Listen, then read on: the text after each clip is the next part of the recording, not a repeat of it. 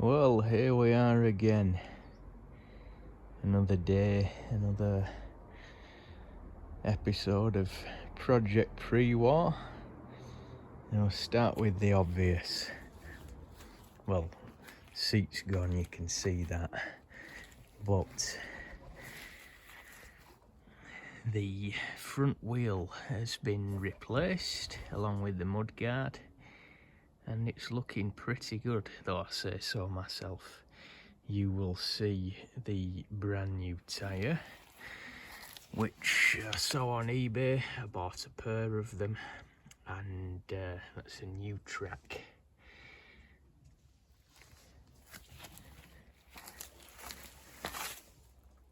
With a tread I thought is very suited to this bike, as it will be, mostly a road bike, and it's lighter than the other roadsters, what with it not having a full chain case, etc. It's nowhere near as heavy, and with that 3-speed hub I'm expecting it'll be able to go along at a fair old lick. So I've got these rather smooth tyres for low rolling resistance. So the mudguard's back on.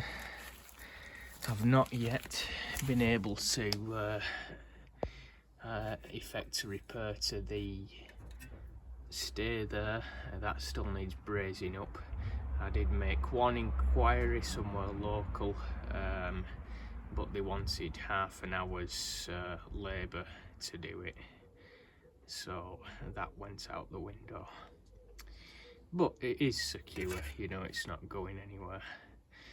Probably end up being one of those things that gets forgotten about, to be honest.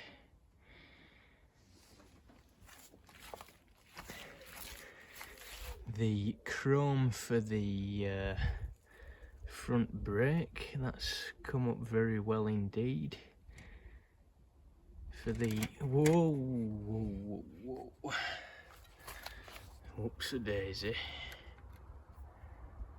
That's better. Very precarious, this, I'm afraid. I really should invest in one of those bike work stands where you can set the bike up and sit down and work on them, but space is at a premium.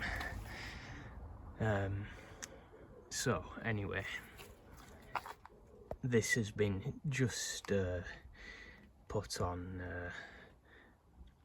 rather loosely at the moment, pending a full setup when the handlebars are back in place. So you'll see there, it's all nice and spick and span.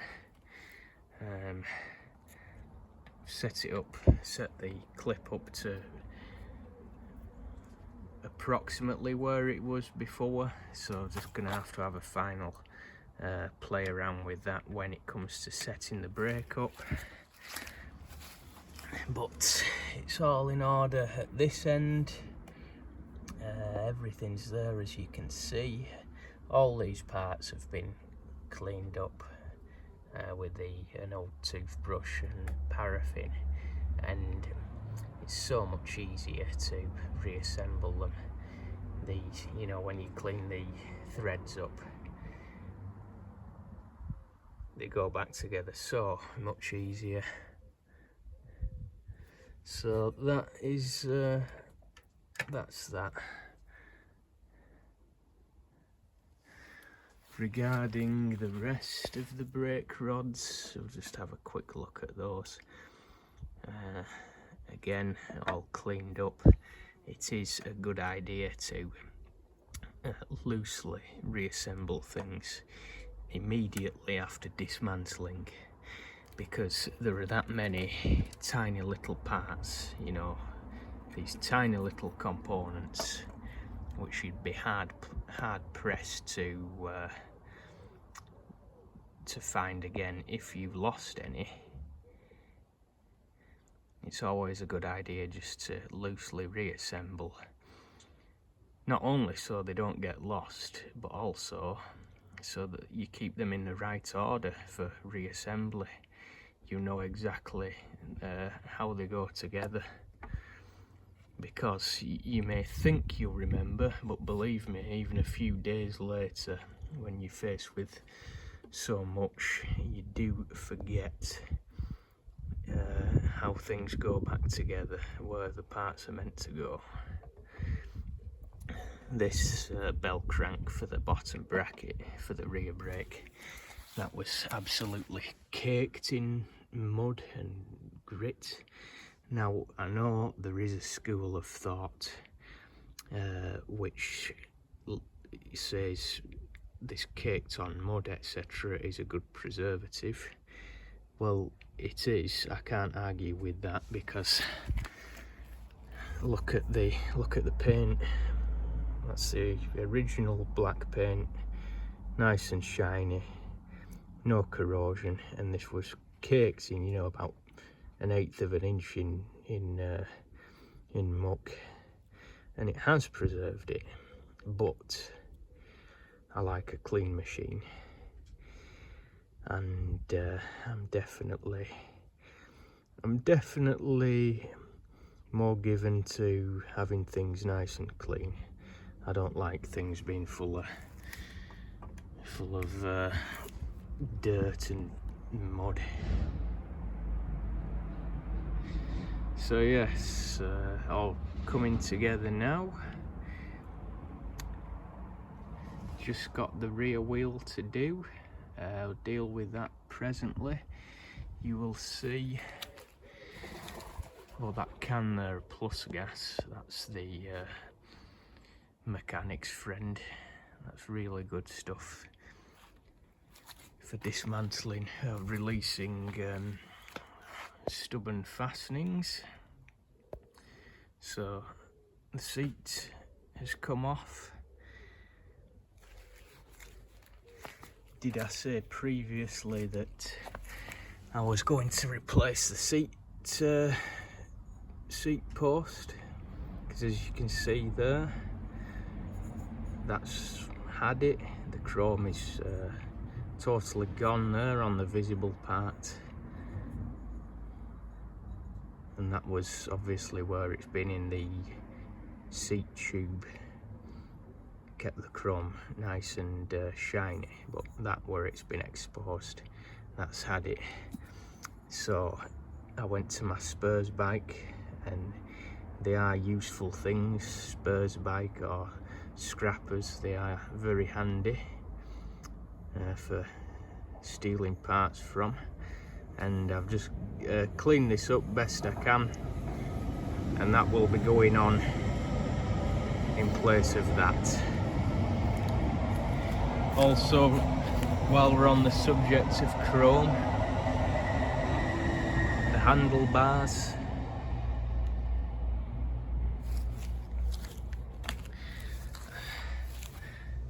Ooh, let's get out of the sun, casting a shadow. The handlebars, I've done one half, and I've left that half as a comparator. So I've cleaned this up. They're never going to get any better than that. I've removed one of the brake rod on this side because they are different, so I don't want them to get mixed up, although it would be readily apparent. It would just mean dismantling them again to swap them over if they were mixed up. So you can see here the difference, so I'm pretty pleased with that, though, because unfortunately the bike, it must have been stored somewhere damp. It has allowed corrosion to set in, and as soon as you get that pitting on the chrome, you're never going to get rid of that. Also, the bike has obviously been leant up against a wall, or scraped along a wall at some point. You see that? One of my pet hates. I hate seeing bikes leaned up or scratched against walls, and also as somebody's been doing the maintenance or whatever, they've upended the bike and they've put it on the ground like this with the handlebars, and that's all scratched. Not good, but that's what I've got. These belong to the bike, so they'll be going back on. Otherwise, the actual brake levers, the rollers, they're not worn at all really. These here, where you can see where it fits into those lugs, can often wear and develop a lot of play, but these are really good. So I'll just get the file on this to remove all that, smooth it down for the handlebar grips, which I have sourced a nice period pair for these, so that'll be coming up. So that's it for this one. Next job, and I am I am getting there with it. Just got the rear wheel to do, which shouldn't take long at all. And I will ultimately replace the pedals, or at least service them. I'll save that for a future video. So that's it. It's coming along nicely. See you next time.